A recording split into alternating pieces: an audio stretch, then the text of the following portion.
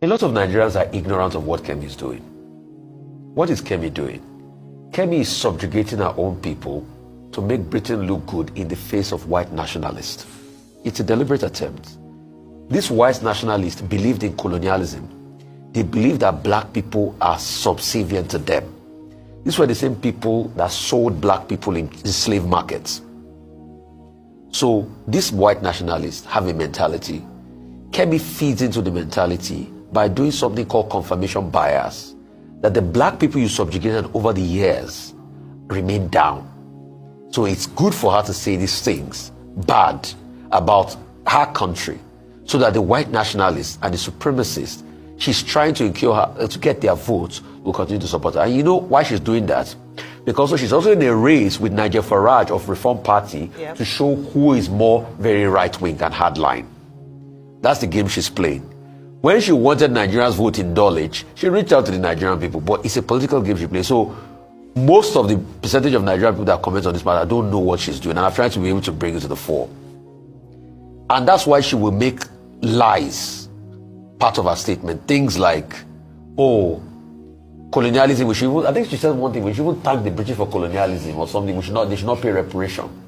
I think she said that part of the I remember some statement about reparation. Yeah, she said the British should not pay reparation. After even the British themselves have accepted, because it's a thing among the white. I think it was for what right-wing nationalists want. They don't want to pay reparation. They think it's a good thing. And that's why a girl that lived in VI, a woman that grew up in VI, will be citing all sorts of instances. Like, we don't get knifed in the UK.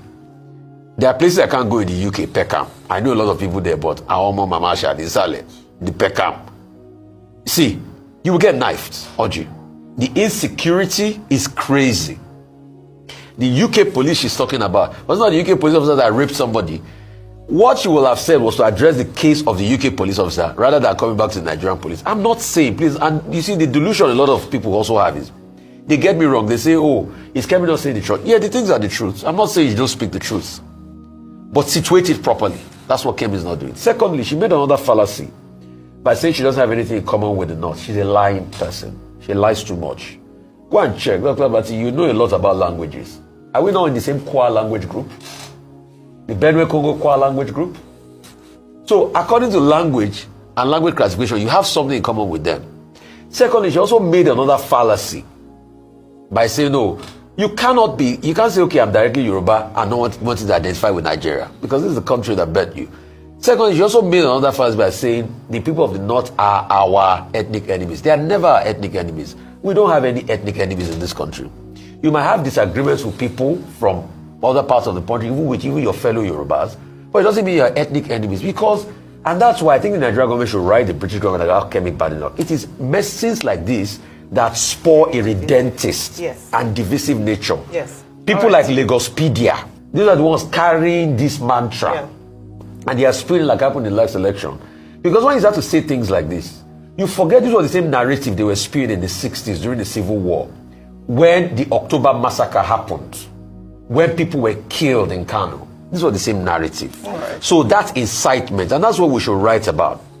And lastly, please, nobody's saying KEMI shouldn't point out our experiences, but we are saying situate it properly. Every nation in the world, if I'm to also write my experience about the UK, it's not that good. But she's not situating it properly because she wants to say these things to make the right-wing people love and support her for election gains. It's not my business if KEMI becomes prime minister or not. Agula Agutete, she will do a tenure or two and leave there in the end. But it's the damage she will have given and the way she will have emboldened people with all sorts of racial confirmation bias that I'm scared about in the country. All right. Well.